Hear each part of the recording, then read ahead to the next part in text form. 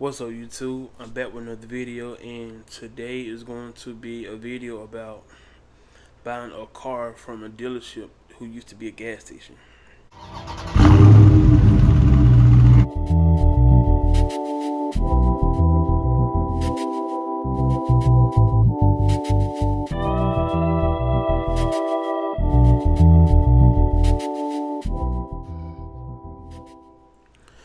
So when I went to go get my blue Charger, which is my 2014 SE Charger, I was looking for a car for a daily driver to keep the miles off my scat pack and some with some better mileage to it, because if you drive a scat pack or a V8, you don't get great gas mileage.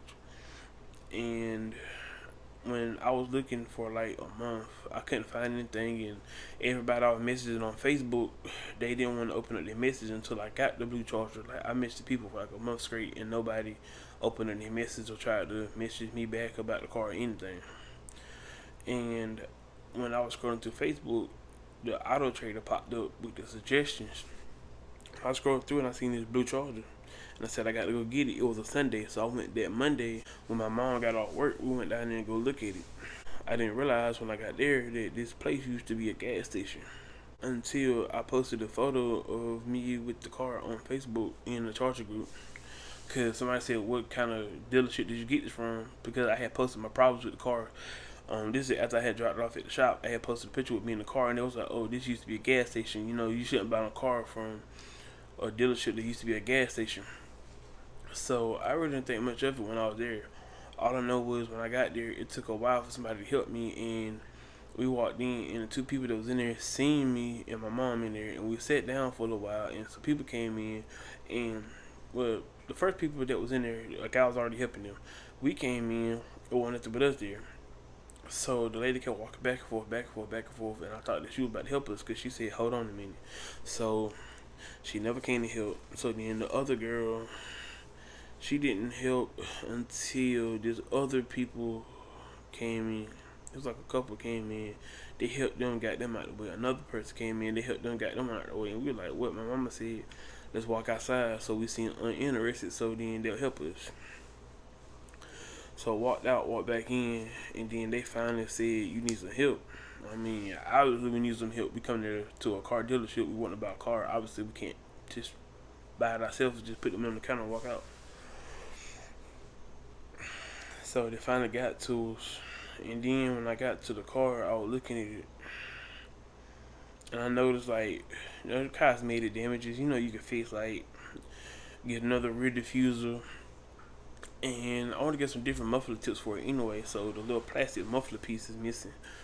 Um, Got to get a passenger window because it's really scarred up, like it's deep way into the glass and stuff like that. Just little cosmetic. So I'm like, I could fix it. I mean, it's a 2014. It's a used car. It's not gonna be brand new.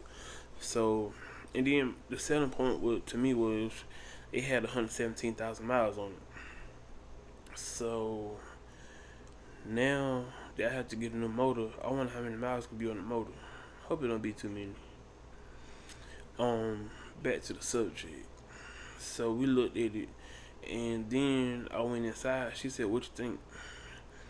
I said, "Can I crank it up or whatever?" So she got my ID. I said, "Oh, so that means I can test drive it." She said, "Yeah, go ahead, test drive it." So I got into the car, cranked the car up, and it was out of gas. That should have been strike number two.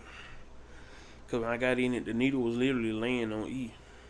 So my test drive was about 25 seconds. I pulled out and made a U-turn and pulled right back in. And she was like, "What you think?" Like, I went on a big test drive. I was like, the car was on E. I really couldn't go anywhere because the car was on E. So after I gave her the keys back, I just said I want it. I just went ahead and got the car because I haven't seen a Charger anywhere else, especially for like that price. It was $9,900. So I didn't find no Charger anywhere else for that price, and all the other cars on Facebook had either had a blown head gasket or something that was terrible with it. But now I'm thinking back, like, I really could have just bought the cars on Facebook for like $1,200 with a blown head gasket, because at the end of the day, the car had to get a head gasket anyway. But I didn't have to pay her to get it fixed. So it's a negative, positive, negative, positive in the whole situation. So then she said, "What you think?" I said, "You gotta check engine light."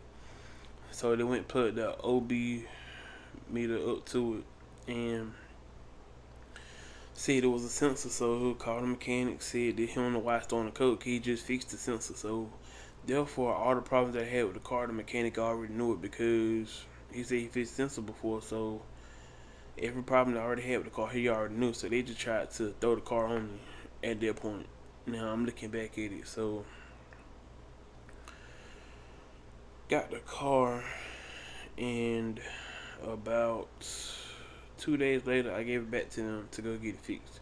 So they kept it for 3 days, got the car back, same issue. I'm talking about like this, the check engine light didn't even go off at all. So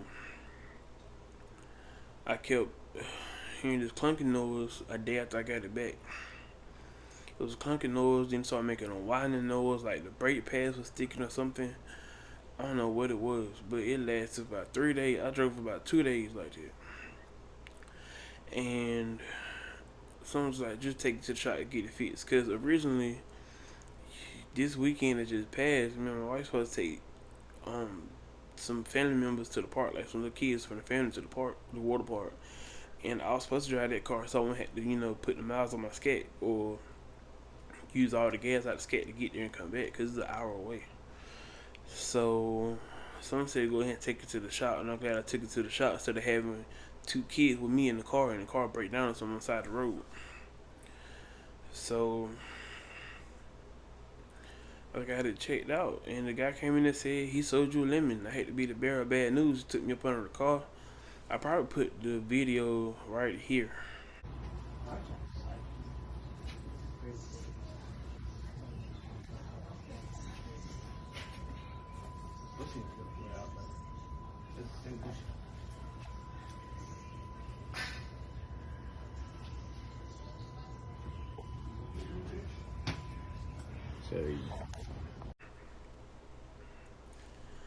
So he took me up under the car and showed me what was wrong with it.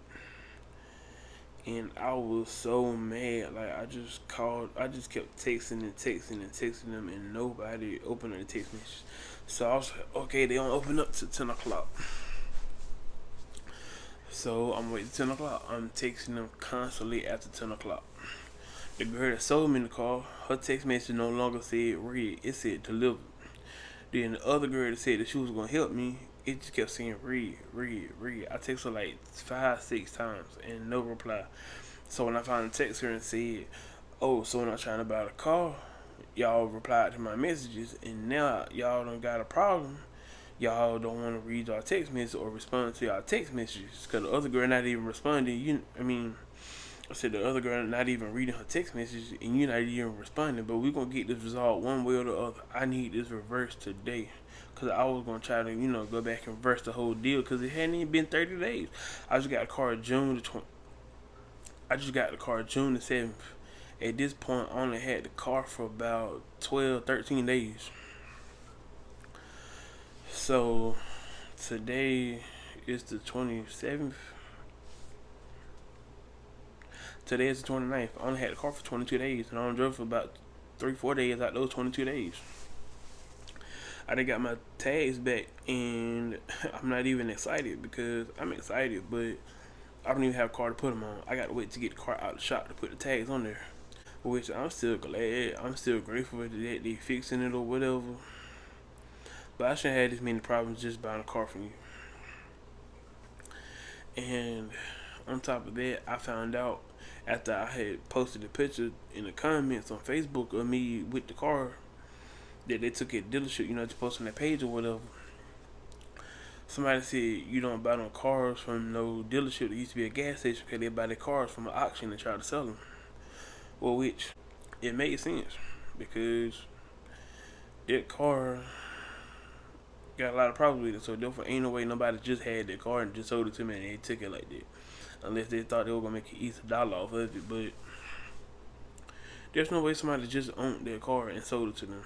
Ain't no way they just got the car for somebody. There's no way. But the crazy part about it is when I looked at the warranties up there, and I looked at what was wrong with the car. Everything that's on the list that's wrong with the car is not covered by the warranty. So that would have been a waste of money because you can get a 3 month, 6 month, 9 month, or a year warranty, I believe, with them. And it says it's not covered over 100,000 miles, or it was something else. But it said I know it's not covered over 100,000 miles. So therefore, even if the stuff I did have was wrong with it, would have not been covered because the car had 100,000 miles on it, 117,000 miles on it. So it would have not been covered, and it just sad. But I had to learn from this situation, and it's been so long since I bought a used car, and the only used car that I bought was from a dealership. I mean, like an actual Nissan dealership. It wasn't from no gas station type dealership. So when I got my Nissan Altima, it was from an actual Nissan dealership. So my mom got a truck over somebody she bought for me. That was my first car. Then my second car was my Altima, which I bought it from a dealership. I bought my Challenger brand new and bought my Scat Pack brand new. So this is my first time like really dealing with buying a used car. And I wasn't expecting something to run like it just came out the lot, especially something that's like 6 years old, 7 years old. Because the cosmetic stuff can be fixed. I can fix the cosmetic stuff easy. I wanted to fix the cosmetic stuff anyway because there's more content for my YouTube page. Like I gotta get the passenger window fixed. I gotta get a rear diffuser. I gotta get muffler tips. The inside door panel on the driver's side is busted open, so I'm gonna figure out how I'm gonna fix that or replace it. The passenger side needs either a button or it got a shortage in the wire because you can roll the window down, but you can't roll it up. So the button might just be broke. But it's like easy fixes. I can go on Amazon and get a button to go in that door for like $30. That's it. Rear diffuser $20, $30. Muffler tips, I found a pair for like $100.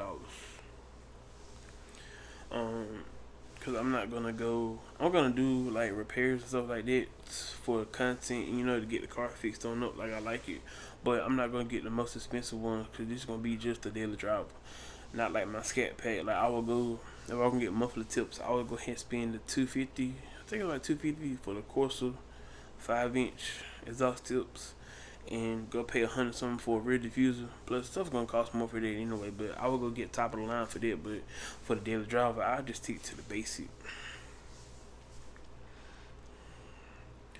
But I had all that planned, but I had to go get the car fixed. So that threw a rock in my plan. But once I get the car back, I will be back on the road trying to get some, I guess, restorations done to the car and try to get the car fixed. My main thing is getting the passenger window fixed because I did a Safe Light quote and it said paying by yourself is going to be $300, which this is less than a deductible. So yeah, might as well just pay for yourself and I didn't go to your insurance. Window tint, I got to clean the inside of the window because it looked like they had a child or something in there. A lot of some white stuff is on the windshield, like some milk or something. But it's not milk though. I don't know what it is. I have no idea what it is. But I'm going to end the video with this note. If you're going to go buy a car, do not, I repeat, do not buy a used car from a dealership that used to be a gas station. I call them a stealership. Okay, they try to steal your money and sell you a piece of crap car. And you got to, show yourself to let them know you're not a pushover to get stuff fixed because they sell their cars as is. And I would never buy another car as is. I would never buy another car from a dealership that used to be a gas station. Like, it's all a learning experience, since I learned from it. I try to, put a video on it so the next person won't go through the same thing because it's bad when you got like $10,000 tied up into something and you can't even enjoy it because another person lying to you saying that this is a good car, is in good condition or whatever. Then when you buy it, you get down the road by 10 miles and then the car start messing up. So buyer beware. Stay away from gas station dealerships, or stealerships as I call them, Cause ain't no real dealership. If you use a dealership, you will have Nissan, Dodge, or something up there. You will sell real cars, not no auction cars. So stay away, be safe, stay prayed up. See you in the next one. Peace.